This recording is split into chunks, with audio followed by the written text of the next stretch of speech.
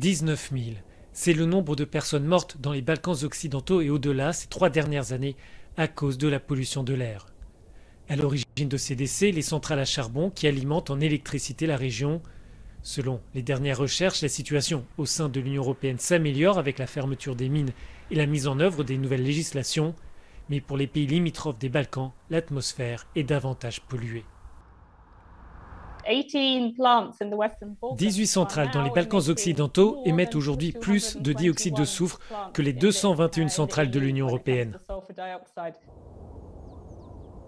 Ce gaz est toxique pour la santé, en particulier pour les personnes qui souffrent de maladies pulmonaires. Selon le rapport, la moitié des décès liés au dioxyde de soufre au cours de ces 3 dernières années a eu lieu au sein de l'Union européenne. L'Italie est particulièrement touchée, comme la Hongrie et la Roumanie. Denis Zisco vit à proximité d'une usine à charbon en Bosnie. Pour ce spécialiste du climat, cette information n'a rien de nouveau.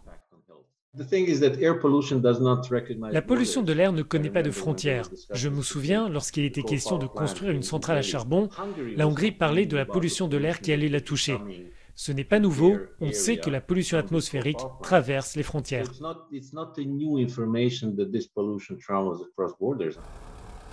Denis Zisco espère que les pays des Balkans occidentaux se sont engagés dans une sortie du charbon ou que l'Union pourra les contraindre à prendre cette voie. Mais l'ONG Bankwatch estime que ce n'est pas une priorité pour les 27. Il est important de noter que l'Union européenne achète cette électricité auprès des Balkans occidentaux.